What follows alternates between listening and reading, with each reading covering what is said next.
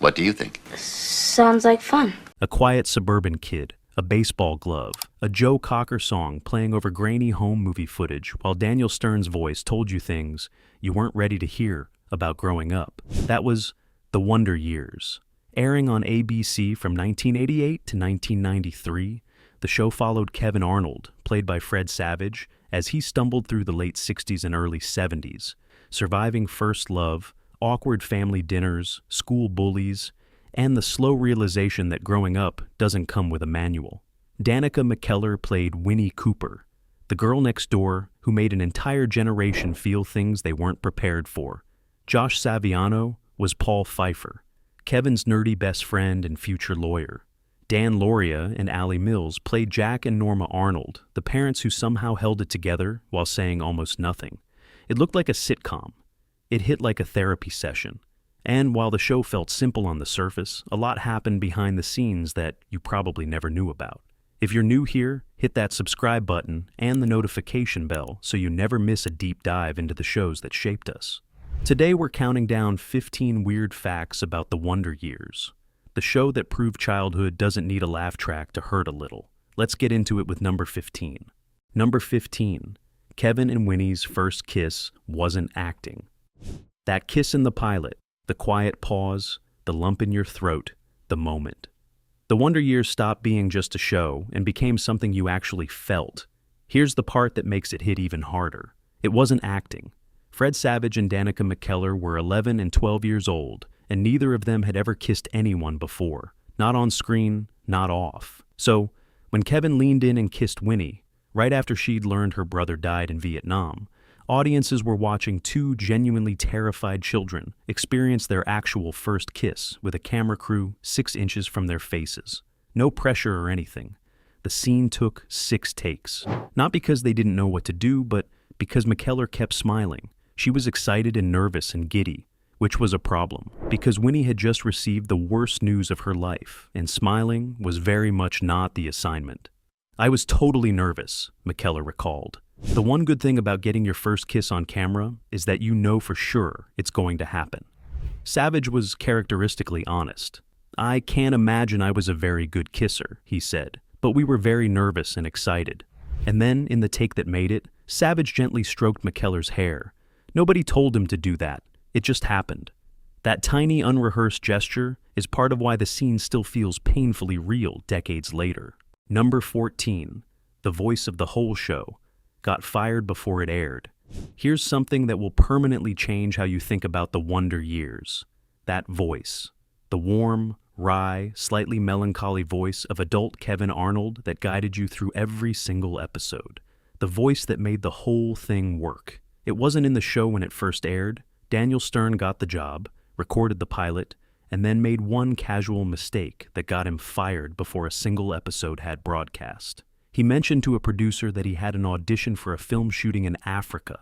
Not that he'd booked it, just that he was going in for it. The producer panicked about his film career making him unavailable. The next day, Stern was out. His replacement was his friend, actor Ari Gross. Gross recorded the narration. The pilot aired after the Super Bowl in front of 80 million people, and Daniel Stern, the man whose voice would define 6 seasons of television, sat at home and listened to someone else do his job. Then, a day or two later, the phone rang. They wanted him back. The comparison between the two voices made the choice obvious, and Stern negotiated a raise on his way in. Here's the part that makes it genuinely strange. The pilot with Ari Gross's narration aired exactly once, January 31st, 1988. Every single rerun, every syndication broadcast, every DVD release replaced Gross's voice with Stern's. If you've ever watched that pilot, you heard Stern. Almost nobody alive has heard the version 80 million people watched on Super Bowl Sunday. Number 13. It was an 80s show, pretending to be the 60s on purpose. Here's the thing about the Wonder Years that doesn't get said enough. It wasn't actually set in the era it was famous for. The show aired from 1988 to 1993. It was set between 1968 and 1973. So, what audiences were watching was the late 80s remembering the late 60s through a soft filter and a whole lot of emotional manipulation. The good kind, obviously. The kind that made you call your mom afterwards. And that distance was the whole point. Adult Kevin, voiced by Daniel Stern, looked back on his childhood with the benefit of hindsight and the occasional wince. The Vietnam War loomed in the background. Music did the emotional heavy lifting. Everyday moments were treated like they mattered because memory has a way of inflating everything. Creator Carol Black said it in a 1989 interview. The concept of an adult narrator looking back gave the show room to play with the contrast between what the characters were doing and what they were really thinking. You could go inside their heads. You could expose the gap between how they wanted to see themselves and how the audience was actually seeing them. Most nostalgia shows just recreate an era and hope you get misty-eyed. The Wonder Years showed up with the nostalgia already processed, pre-chewed, and served with a side of existential longing. That's why it hit harder than a show about a suburban kid doing homework had any right to. It wasn't interested in historical accuracy. It was interested in how those years felt when you looked back on them. Slightly warmer, slightly sadder, and way more meaningful than they seemed at the time. Number 12, it looked like a movie on purpose, and it changed television. Late 80s sitcoms followed a strict formula: overlit sets, 3 cameras pointed at a living room, a laugh track that kicked in every 12 seconds whether the joke landed or not. The Wonder Years walked into that landscape and said, "We're going to pass. No laugh track, no studio audience cackling on cue, no pause for applause moments after a zinger. If a scene was funny, great. If it was painful or awkward or just quietly sad, the show let that silence hang there, like a bad grade on the refrigerator. The visuals matched the attitude. Single camera shooting gave everything a cinematic quality. Real locations, natural light filtering through windows, shadows in the corners of rooms. Most sitcoms of that era looked like they were filmed inside a J.C. Penney. The Wonder Years looked like somebody's actual memory, slightly faded and a little too warm. That visual grammar mattered. When Daniel Stern reflected on moments that didn't resolve cleanly, the image supported the silence instead of fighting it. Fast forward a few years, and shows like Malcolm in the Middle and The Office would be praised as revolutionary for rejecting laugh tracks and embracing single-camera storytelling. They'd be called bold. They'd get think pieces and award speeches about breaking the mold. The Wonder Years had already done all of it quietly in 1988, while everyone else was still pointing 3 cameras at a couch and waiting for laughter to tell them what really mattered. Number 11. Kevin and Winnie were never going to end up together. That was always the point. For 6 seasons, everyone watching assumed the same thing. Kevin Arnold and Winnie Cooper were endgame. First love, childhood sweethearts, fade to black, roll credits. Then the finale aired on May 12, 1993, and the show did something considerably braver. Adult Kevin reveals that he and Winnie wrote letters to each other for years while she studied art in Paris. Then they drifted apart. He married someone else, had a son. Life moved on the way life moves on. Not dramatically, not with a clean break, just gradually and then completely. It wasn't the ending viewers wanted. Showrunner Bob Brush said it was entirely intentional, a reflection of how first love actually works. It shapes you, marks you, and then doesn't necessarily stay. Memory over fantasy, truth over comfort. Fans still haven't made peace with it.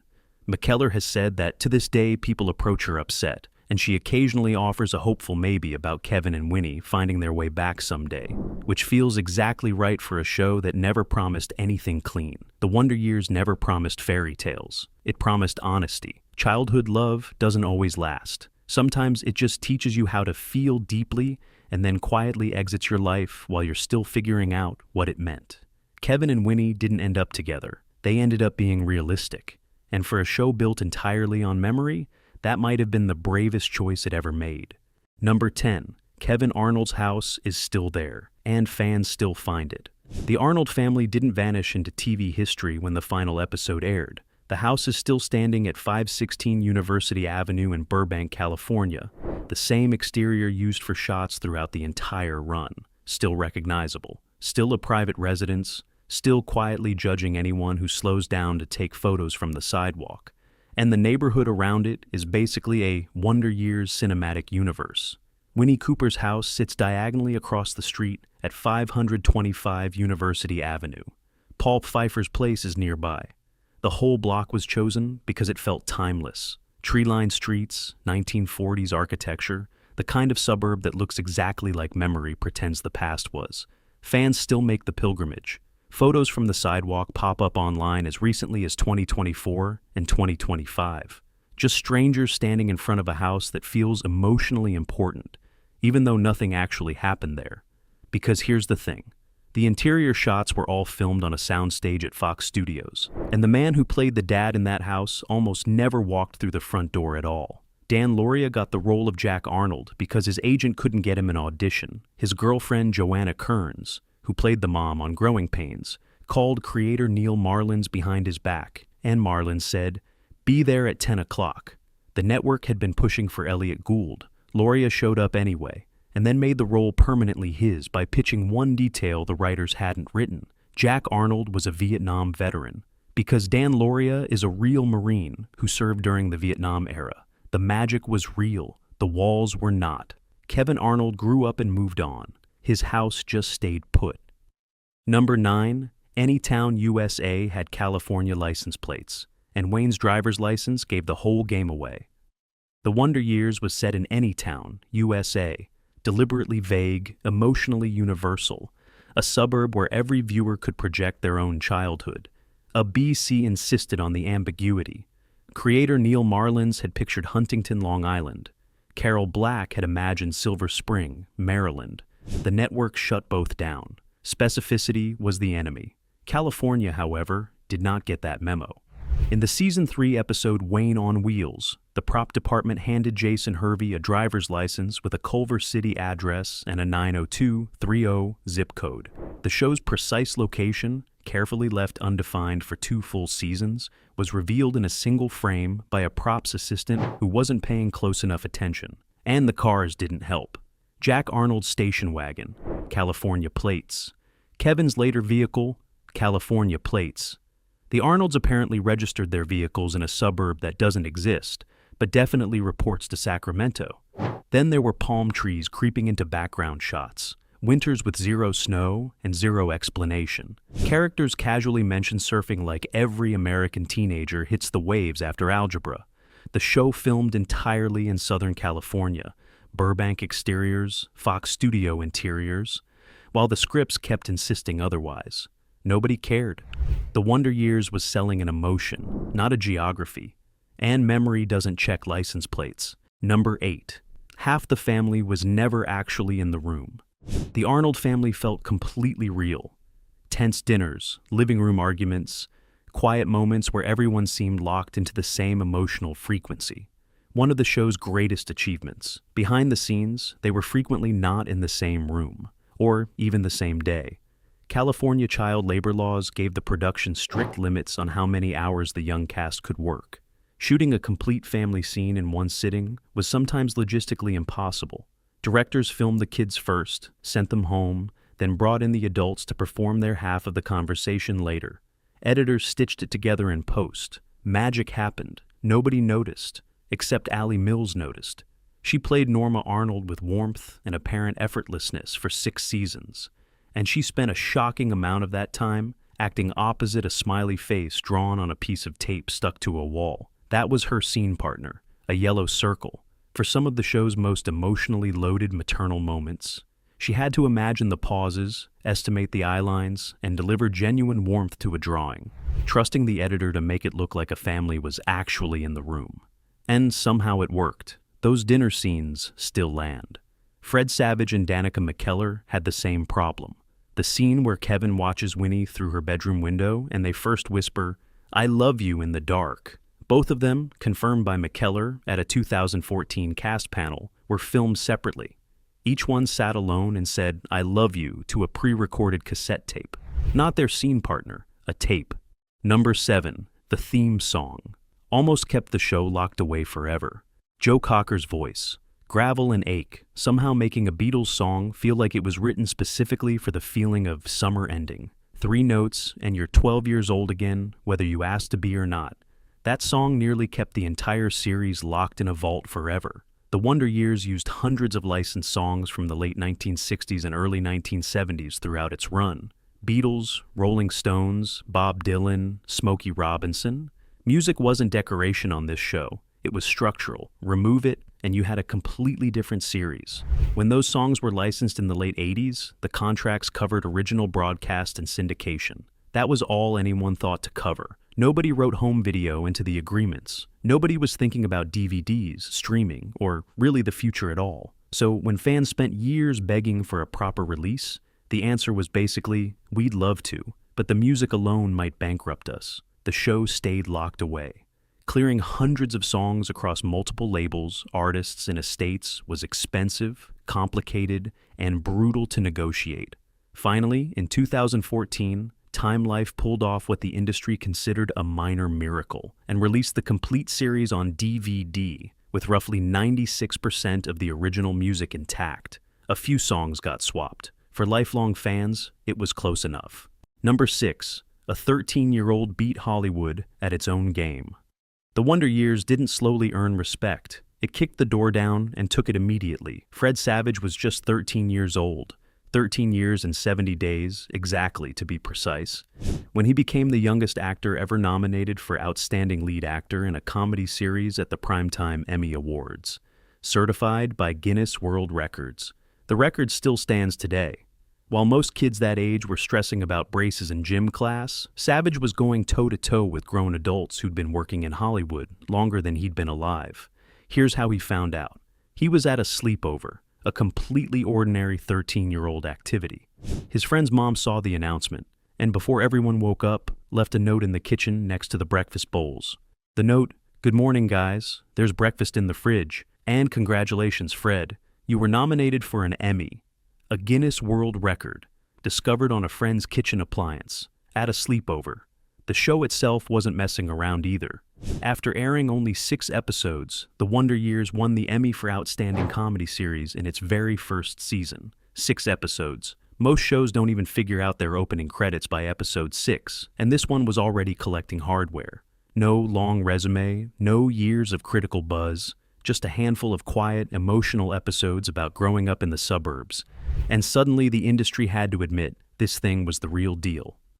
Number 5. ABC wanted 13 episodes. The creators said no.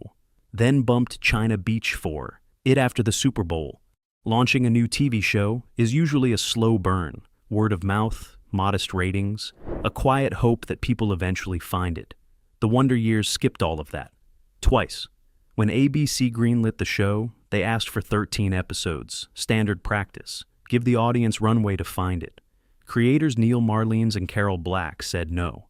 They didn't think they could make 13 great ones in the time available, and they weren't willing to make bad ones to hit a number. They pushed back and landed on 6. 6 episodes for an entire first season of primetime network television, which was nearly unheard of. And then ABC made a decision at the very last second that changed everything. On January 31st, 1988, the network was scheduled to air the premiere of China Beach immediately after Super Bowl 22. At the last possible moment, they pulled China Beach and swapped in this completely untested show about a nerdy suburban kid. No focus groups, no soft launch, just a Hail Mary with a 12-year-old and a Joe Cocker song. Nearly 30 million people who'd tuned in for football suddenly found themselves watching Kevin Arnold fall in love, get his heart broken, and narrate his own childhood with quiet regret. It was just a voiceover, a slow walk down a street, a perfectly timed needle drop. And somehow, it worked. Number 4, Paul Pfeiffer became a real lawyer. The internet decided he'd become Marilyn Manson. When The Wonder Years ended in 1993, Josh Saviano quietly walked away from Hollywood. No farewell tour, no reality show, no embarrassing club appearances in 2003. He just stopped, enrolled in college, and disappeared from the entertainment conversation entirely. And then the internet happened.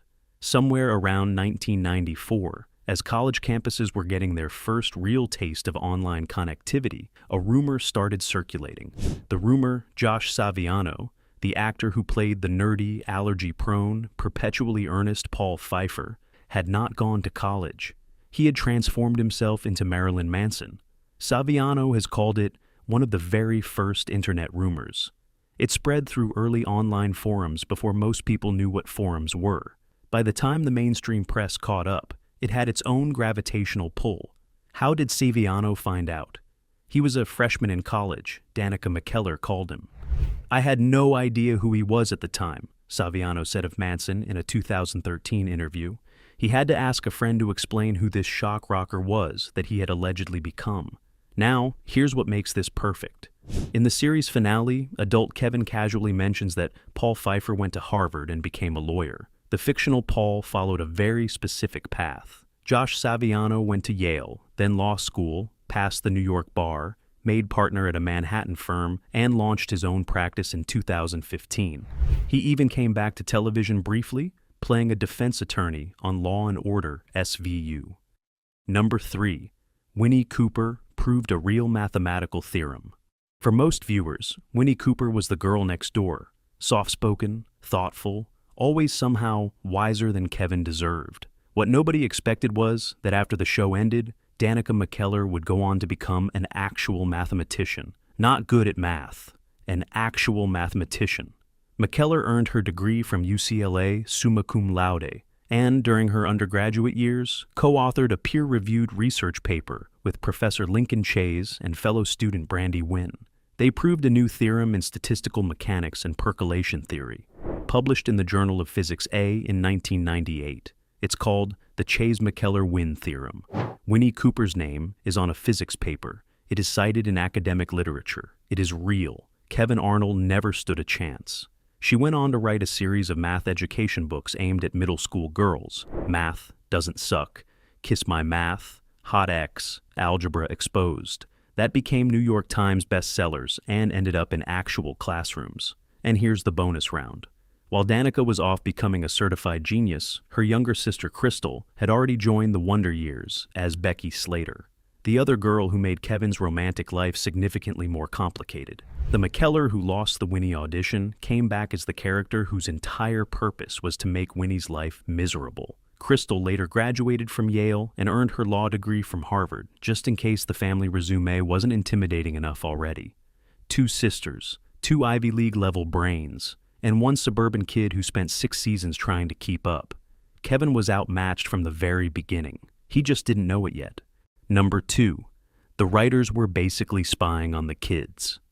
One reason the Wonder Years always felt painfully authentic was that the writers were eavesdropping on the cast between takes. Not in a strange way, more like parents hovering near the kitchen doorway, pretending to read the newspaper while absorbing every word. According to Danica McKellar, the writing staff would quietly listen to her conversations with Fred Savage and then repurpose the good stuff for scripts, half-finished thoughts, emotional honesty that didn't know how to explain itself yet. All fair game. That line, "Do you like him or do you like him?" wasn't cooked up in a writer's room. It came almost word for word from a real conversation McKellar was having about a boy she had a crush on in real life. Millions of viewers heard a genuine middle school moment broadcast on network television and thought, yes, that's exactly how it sounds. McKellar later said there were a lot of blurred lines between real life and the script. Kevin and Winnie worked because the friendship underneath was genuine. The nervousness, the hesitation, the comfort mixed with confusion, none of that was manufactured. Jason Hervey confirmed the same principle applied to Wayne. The casual cruelty disguised as love, Wayne's whole operating mode, was pulled directly from Hervey's real relationship with his older brother, specifically that car inching bit, where Wayne jerks the vehicle forward every time Kevin reaches for the door handle. Hervey confirmed in a Youp Rocks interview that his actual older brother did that to him on the first day of 7th grade and embarrassed the hell out of him. The Wonder Years didn't invent childhood.